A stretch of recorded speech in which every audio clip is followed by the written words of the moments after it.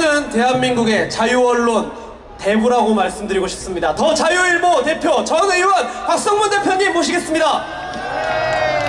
네, 안녕하십니까. 우리 공화당 당원 여러분, 태극기 애국 시민 여러분, 토요일날 애국의 날 우리는 다시 서울역에서 만났습니다. 반갑습니다. 지금 일본판 경제 쓰나미가 몰려오고 있습니다.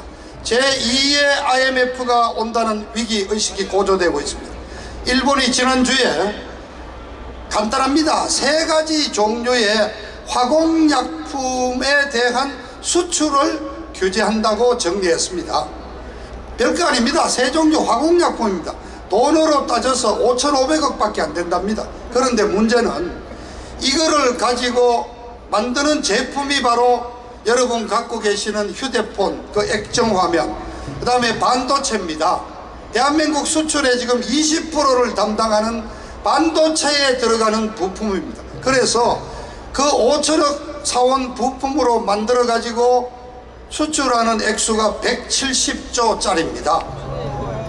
일본이 5,500억짜리 요조만한 화공약품 3종류 못 받아 가지고 아마 한 2~3달 뒤에는 반도체 수출 제작이 절반로 줄어들면 우리 경제 폭망하는 겁니다.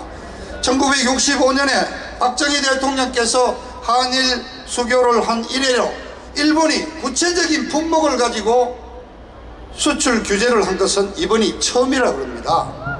근데 여러분, 자, 3종류 간단한데 우리 복잡한 화공약품 알 수가 없죠. 그중에 하나가 문제입니다. 불화수소라는 게 있는데 이게 독가스, 살인가스를 만드는 원료로도 쓰이고 이게 우라늄을 추출해 가지고 정제를 해서 원자탄을 만들지 않습니까? 바로 거기에 들어가는 핵심 화공약품이에요. 그 일본이 이번에 조치를 취한 이유가 있는 겁니다. 어느 때 시점을 명시하지도 않고 사업체도 명시하지, 하여튼 한국의 어떤 업체가 일본로부터 불화수소를 다량으로 갖고 사가갔는데 그 행방이 좀 이상하다 이거. 그 중에 상당 부분이 어디로 빠져나갔는데 결국은 북한으로 간 게 아니냐. 그렇다면 여러분, 이 정부가 북한 핵무기 만드는 데 필요한 화공약품을 보내줬다는 얘기 아닙니까? 심각합니다. 그래서 일본이 수출 규제를 단행한 이유가 안보상의 문제가 있기 때문에 이 부분을 해명하라고 요구한 겁니다. 자, 그렇다면 이 정부는 어떻게 해야 됩니까? 아유, 뭐 불화수소가 동네에서 살 수 있는 신나 같은 게 아니잖아요.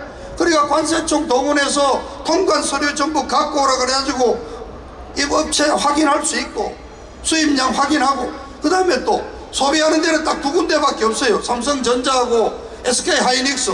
그쪽에다가 공문 받아가지고 생산량이 얼마 됐냐, 얼마 투입해, 반도체 생산에 불화수소 얼마 됐냐 계산하면 딱 나오는 건데 그거를 내놓지 못하는 겁니다. 그러면서 지금 뭐라 그럽니까? 아, 일본에 대해서 항일운동하자. 이게 지금 독립운동할 때입니까 여러분? 그리고 내놓은 대책이 무슨 국제여론에 호소하기 위해서 WTA에 제소를 한다, 러시아산 수입품으로 대처를 한다 그러는데 여러분, 러시아도 만들고 중국도 만들고 다 만들어요. 그런데 왜 삼성전자가 일본 거를 쓰느냐?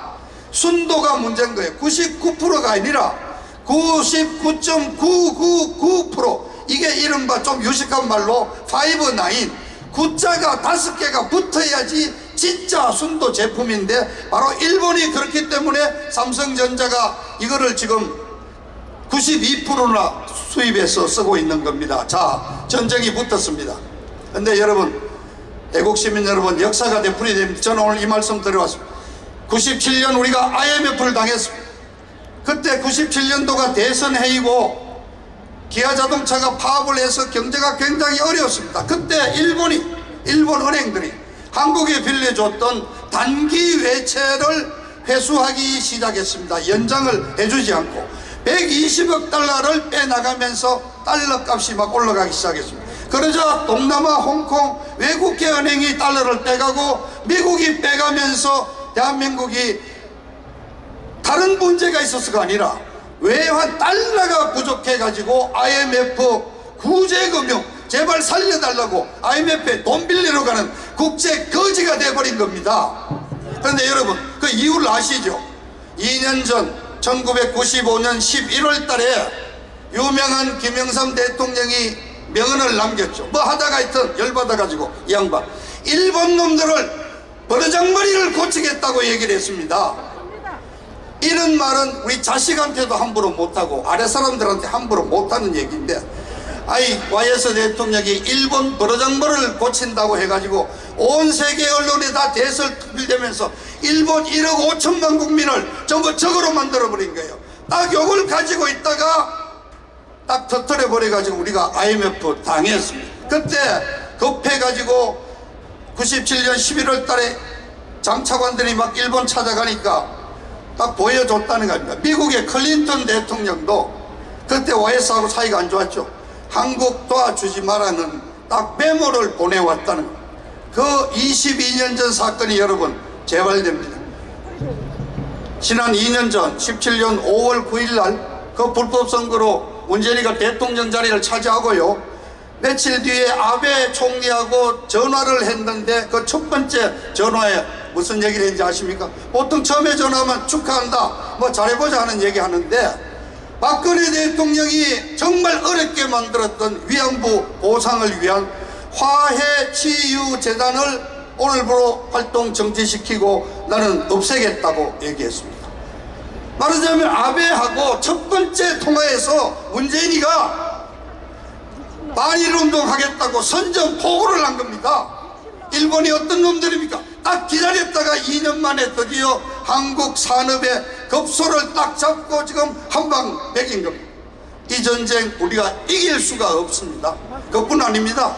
일본이 이달 중에 결정을 해서 수출품에 대해서 아무런 제한 없이 다 특혜로 수출해주는 화이트 국가 27개가 있는데 대한민국이 당연히 들어있어요. 그거 없애겠다는 거예요. 그래 되면은 우리는 수백 개 품목, 수백 개 기계 장비 전부 일본으로부터 허가를 받고 수입을 해와야 되는데 대한민국 경제 살아나겠습니까? 일본 언론에서는 넉 달이면 대한민국 제2의 IMF가 온다고 지금 하고 있습니다. 자 여러분, 이게 누구 잘못입니까? 외교의 실패입니다.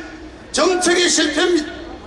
이 정부 정책이 실패고, 더 구체적으로 말하면 문재인이 실패입니다.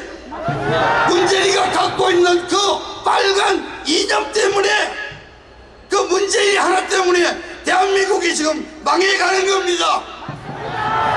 왜 기업인을 방패로 내세우고 국민하고 같이 일본하고 싸우자 그럽니다. 아닙니다. 정부는 기업을 보호하고 국민을 보호해야 됩니다. 대한민국을 아예 망치려고 달라드는 이 문재인이 끌어내리는 이유가 하나 더 늘었습니다. 여러분, 문재인이 하루빨리 끌어내야 합니다. 대한민국 망하기 전에 문재인이 끌어내려야 하는 것입니다. 감사합니다. 네, 박수